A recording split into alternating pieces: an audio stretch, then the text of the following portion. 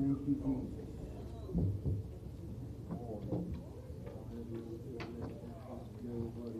the Lord. Praise the Lord. Good to be in the house of the Lord this morning. Amen. No place I'd rather be. Praise the Lord. This is the day. The Lord hath made. Let us be glad Rejoice. and rejoice in it. All right, we're going to start off with the questions we had for last week. Who was light of foot as a wild rose? A-S-H-E-L. Ashiel. 2 Samuel 2:18. Go ahead and read this one.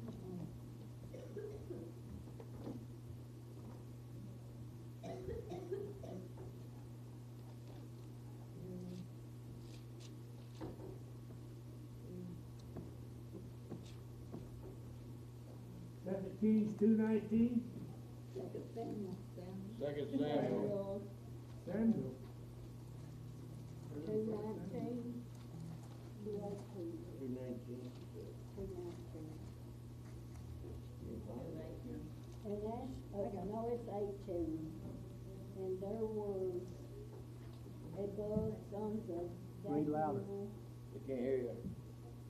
And there were the 3 sons of Zena. There was Joab and Ashel and Asherel.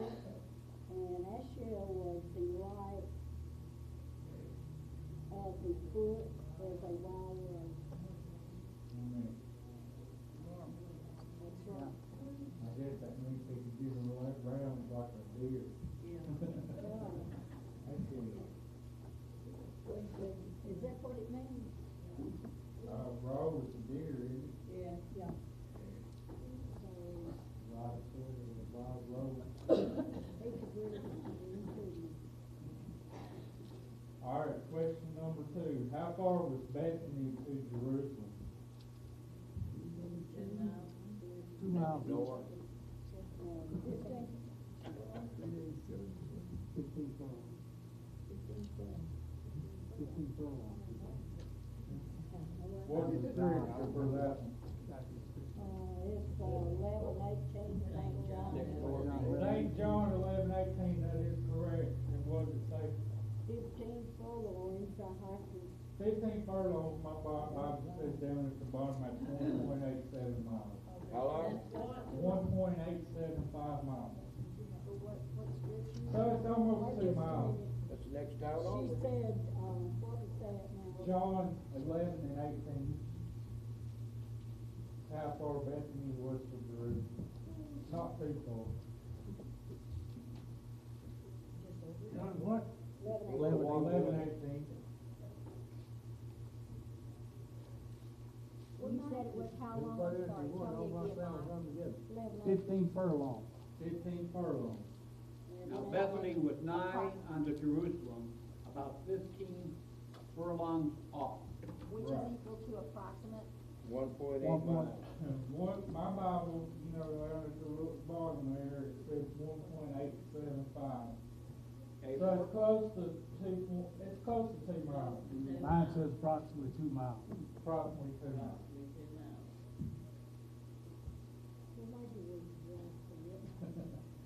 Yeah, you can get there in a day. Jay. I'd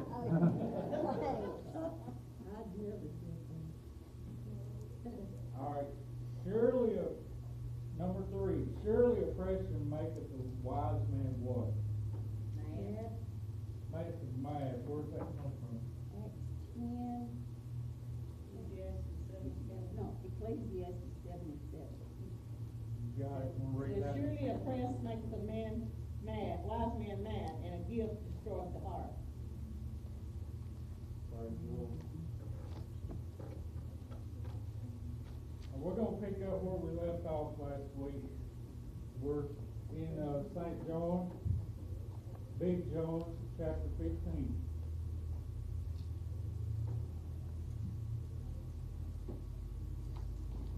We talked about last week, you know, without Jesus, we ain't nothing. Right. Yeah. We ain't nothing, can't stress or nothing. If we got Jesus, we're gonna have the fruits of the Spirit, which number one is love, then comes joy, peace, long suffering, gentleness, goodness, faith, meekness. With the Holy Ghost, we can have all these things. All these things are good. You know, praise the Lord. I think we got to around chapter 7 or verse 7.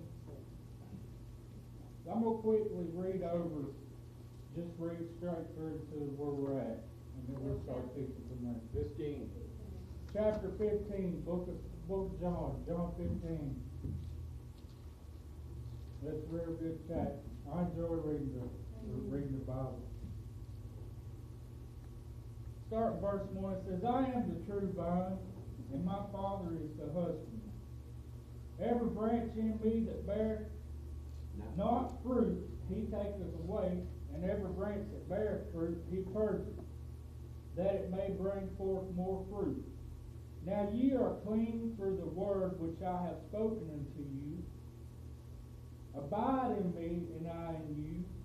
As the branch cannot bear fruit of itself, except it abide in the vine. No more can you except ye abide in me. I am the vine, ye are the branches. He that abideth in me, and I in him, the same bringeth forth much fruit. For without me you can do nothing. If a man abide not in me, he is cast forth as a branch, and is withered, and men gather them and cast them into the fire, and they are burned. If you abide in me, and my words in you, ye shall ask what you will, and it shall be done unto you.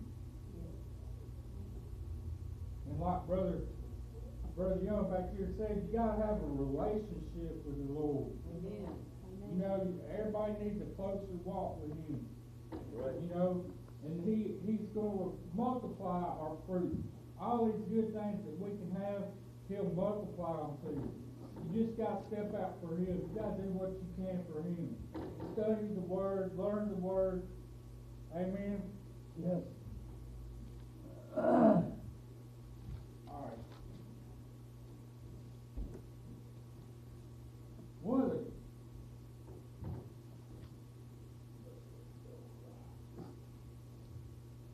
the word abide, it means to remain. When it means to remain, you gotta abide in Him, and Him you gotta remain. You know, Bible said He's married to the backslider, and I pray that they come back.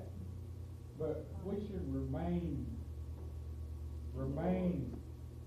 with God, abide in Him and Him in us. Well, Paul told him when he was on the ship, said, except you abide in the ship, you shall all likewise perish. Yes. Abide means to live in. Yes. Right. Means to remain. Yes. Remain. Gotta remain that way. Stay steady. Hold on. Well, then that was cut off, but the tree was cast into fire. Cast into the fire and burn it. It's So like we don't want to be like that Leon and cut on the off. day of judgment, we got, there's two places. You go to heaven, you go to hell. Amen. You know?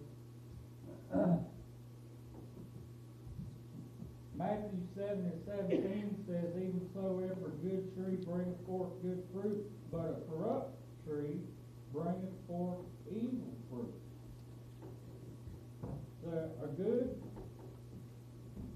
tree brings forth good fruit. Somebody that's corrupt can't bring forth good fruit.